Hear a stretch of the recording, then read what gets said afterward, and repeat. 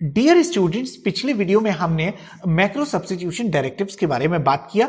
आई button दबाएं और पिछले वीडियो को आप देखें, ठीक है ना। वो उसके बाद फिर हम आगे कंटिन्यू करते हैं। पिछले में मैंने दो प्रीप्रोसेसर डायरेक्टिव पढ़ा दिए थे, डिफाइन और अनडेफ, ठीक है। अनडेफ यहां पे सामने आपको दिख भी रहा है। अनडेफ के बारे में मैंने हालांकि सब बता दिया था। अब मैं आ रहा हूं यहां पे, अगला मेरा आज का चलेगा कौन सा है, फाइल इंक्लूजन डायरेक्टिव। अब फाइल इंक्लूजन डायरेक्टिव तो देखो ये बहुत यूज किया है, अब तक के जितने प्रोग्राम बनाए वो इसी से बनाए। हैश इंक्लूड जब लिखते थे ना, देखो ऐसे करके हम लिखते थे हैश इंक्लूड, ठीक है। और कोनियो डॉट एच, कोनियो भी नहीं, हमने तो स्टीडियो बहुत यूज करा था, या मैट डॉट यूज करा था, stdio.h ऐसे करके लिखते थे। तो ये फाइल इंक्लूजन डायरेक्टिव है एक्चुअली, क्योंकि हैश लगा हुआ है, ठीक है। प्री प्रोसेसर डायरेक्टिव है, बिल्कुल ठीक बात है।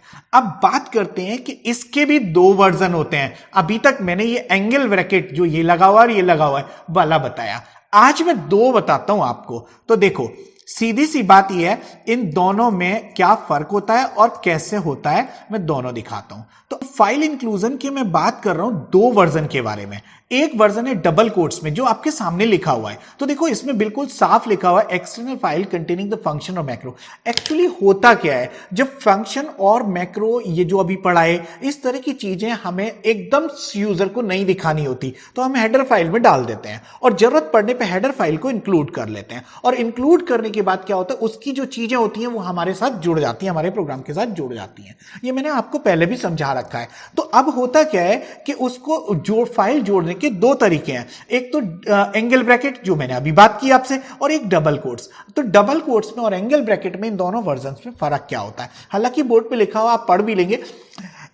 होता क्या है कि जब एंगल ब्रैकेट की बात करते हो तो compiler will search your file into the standard directory, और जबकि अगर डबल कोट्स लगा दिए, it will search your file in the current directory. If it is not there, then it will go to the standard directory. तो सीधी सी बात यह है कि हमें जब हम अपने प्रोजेक्ट बनाते हैं तो प्रोजेक्ट में क्या होता है, सारी फाइलें अपनी फोल्डर में होती हैं, यानी कि अपनी डायरेक्टरी में होती हैं। तो हम डबल कोट से आपस में एक दूसरे को लिंक करते हैं। कैसे लिंक करते हैं ये भी मैं आपको अभी सिखा दूंगा, प्रोग्राम चला के दिखा दूंगा। तो देखो इसमें सबसे पहले बात करी है हमने डबल कोट्स वाले की। तो इसमें लिखा है file name containing the required definition and at this point. हाँ ठीक है, कोई बात ना, बिल्कुल ऐसे ही लिखा है। अब इसके बाद में आता है यहां पे कि अगर फाइल नेम ये लिखा है एंगल ब्रैकेट में, तो इसमें सर्च होती है स्टैंडर्ड डायरेक्टरी में। ये मैंने वैसे आपको बता ही दिया, पूरा इसमें लिखा हुआ है, आप देख भी लेंगे, वेबसाइट पे भी आपको ये पूरा डेटा मिलेगा, ठीक है। अब मैं लेके आता हूं प्रोग्राम। तो बात करते हैं इस प्रोग्राम की। एक ही प्रोग्राम में मैं सब कुछ बता दूंगा। तो सबसे पहली बात यह है, आज तक आपने ये पढ़ा, मैंने इसको बंद कर दिया और इसको बंद कर दिया, ठीक है।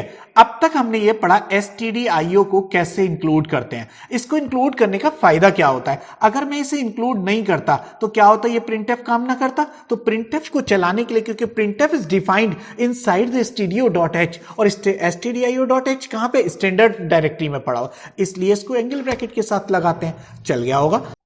तो इन हेडर फाइल्स को हम स्टैंडर्ड डायरेक्टरी में डालते हैं, और स्टैंडर्ड डायरेक्टरी में इसलिए क्योंकि एक जगह पड़ी रहती है, जब जरूरत पड़ती है तो हम उनको क्या कर लेते हैं, लिंक कर लेते हैं, जरूरत पड़ने पे उसके सारे हेडर फंक्शंस को हम यूज कर लेते हैं।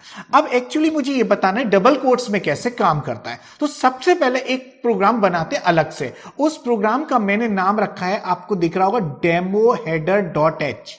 एक हेडर फाइल मैंने जनरेट की है और उसके अंदर मैंने क्या लिखा है, वाइड शो, और शो एक फंक्शन बनाया जिसमें लिखा है मैंने आई am in demo header dot h header file, okay. अब इसको मैं क्या करता हूं, यूज करना चाहूंगा अपने प्रोग्राम में। तो मेरे प्रोग्राम में क्या होगा, सबसे पहले तो एक काम करते हैं, शो को कॉल करते हैं। देखो मैंने शो को कॉल किया और इस प्रोग्राम ने मुझे एरर दी। इसने कहा मैं नहीं पहचानता, तो इसका रेफरेंस तो पता होना चाहिए। रेफरेंस बताने के लिए मुझे जाना पड़ेगा हेडर फाइल में, और मैं हेडर फाइल में जाता हूं। देखो ये हेडर फाइल में मैंने लिखा hash include demo header dot H. अगर ऐसे लिख के और डबल कोट्स लगा दिया तो ये समझ जाता है कि करंट डायरेक्टरी में मैंने उस प्रोग्राम को भी इसी करंट डायरेक्टरी में सेव किया हुआ है। तो ये जब मैं चलाऊंगा तो देखो प्रोग्राम का आउटपुट आ गया, I am in demo header dot h header file, और I am in preprocessor .h.c current file. ये दोनों मैसेज आ गए, यानी कि उसका भी आया और इसका भी आया। इस तरह से एक इंक्लूड का यूज होता है, यानी कि फाइल इंक्लूजन डायरेक्टिव कैसे काम करता है आपके समझ में आ गया होगा।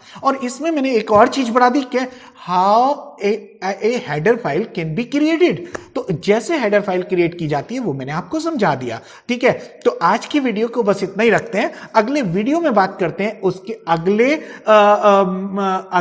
प्री प्रोसेसर डायरेक्टिव के बारे में, ठीक है। तो अब तक हम कितने पढ़ चुके हैं? डिफाइन, अनडेफ और इंक्लूड 3 पढ़ चुके हैं। अभी मेरे कितने बचे हैं? 7 प्री प्रोसेसर डायरेक्टिव्स और बचे हुए। अगले वीडियो में आपको मिलते हैं, ठीक है। तब तक के लिए wish you all the best.